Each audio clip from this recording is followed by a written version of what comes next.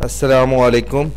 MX Excel का आज हमारा 19वां लेक्चर है और आज का जो लेक्चर है वो बहुत ही इम्पोर्टेंट है ग्राफ के हवाले से। पाई ग्राफ अक्सर न्यूज़ वगैरह में आप देखते होंगे, एंड में ख़बरों में सोना, गोल्ड, कॉपर, आयरन, मुख्तलिफ प्रोडक्ट्स के रेट और उसकी रेशो दिखा रहे होते हैं कि कल तक क्या रेट था, आज क्या रेट है और आने वाले वक्त में क्या रेट होगा।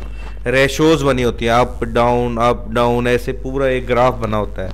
तो उस ग्राफ को एमएक्स एक्सेल में ड्रा किया जाता है। तो एमएक्स एक्सेल की शीट हम ओपन कर लेते हैं। यहाँ पर हमने एक रफ रेट्स वगैरह लिखे हैं। आप इसको क्लास के रिज़ल्ट से भी मंसूब कर सकते हैं, किसी प्रोडक्ट से भी मंसूब कर सकते हैं। गोल्ड को हमने 98 रेट पे रखा है, 98% डाउन अप है, ठीक है। सिल्वर 75% अप है, डायमंड 85, आयरन 48, ऑयल 67 और गैस 35। आपने इन तीनों डबल वैल्यूज़ को क्लिक करना है। सिलेक्ट करने के बाद ये ग्राफ्स हैं, ये देखें, इसका मेन टॉपिक का नाम है चार्ट्स। चार्ट्स में फिर आगे टाइप्स हैं, कॉलम वाला स्टाइल है, लाइन है, पाई है, बार है, एरिया है, सेक्टर है, अदर में भी ये और तरीक़ों से मौजूद हैं। तो जो भी आपको स्टाइल अच्छा लगे उसके मुताबिक आप इसको क्लिक कर दें। मैं सबसे पहले पाई में जाता हूँ। पाई ग्राफ मैंने लिखे लगाया, तो ये देखें ये बन चुका है। इसको मैं थोड़ा सा छोटा करता हूँ ताकि आपको 2-3 लगाकर दिखा सकूँ। ये देखें गोल्ड का ज़्यादा रेट है तो उसको ज़्यादा एरिया दिया है, सिल्वर थोड़ा सा कम है, ये देखें इधर से गैस सबसे कम है, ये देखें आयरन, ऑयल, और ये सारे कलर ये उनकी कोडिंग की हुई है कि इस कलर का ये बाइट है। इसी तरह हम दोबारा और सिलेक्ट करते हैं और किसी कंपनी का और कोई स्टाइल फॉलो करते हैं, लाइंस को फॉलो करते हैं। ये लाइंस वाला ग्राफ बन चुका है। इसको भी मैं थोड़ा छोटा कर देता हूँ, ये आपके ऊपर डिपेंड करता है बड़ा छोटा करना। फिर मैंने आगे सिलेक्ट डाटा किया।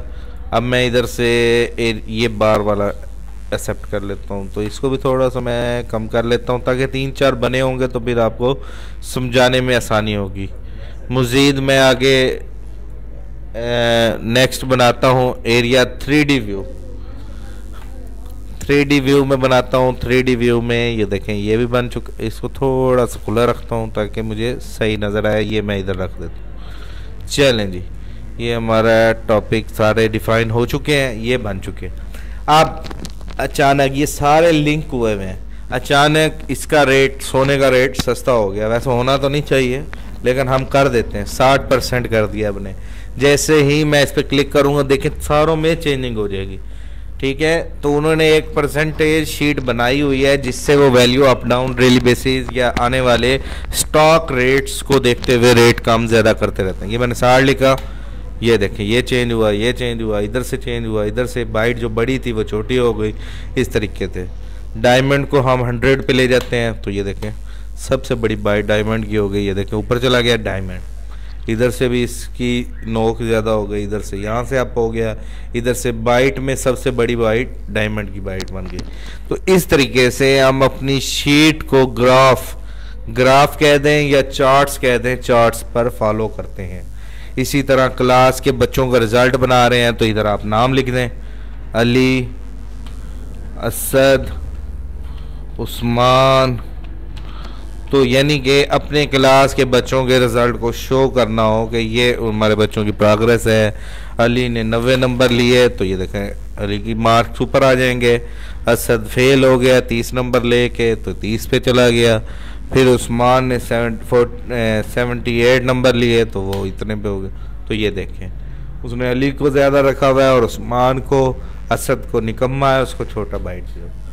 तो इस तरीके से हम अपनी क्लास की परसेंटेज भी शो कर सकते हैं और अपनी किसी प्रोडक्ट की, किसी आइटम की जो जिस फील्ड से रिलेटेड है वो अपने उस प्रोडक्ट को रेशोज़ दे सकता है, उसके स्टॉक को बना सकता है। उम्मीद करता हूँ आज का ये टॉपिक आपको समझ आ गया होगा। इसकी प्रैक्टिस करेंगे और कोई मसला हो तो पूछ सकते हैं। थैंक यू, अल्लाह हाफिज़।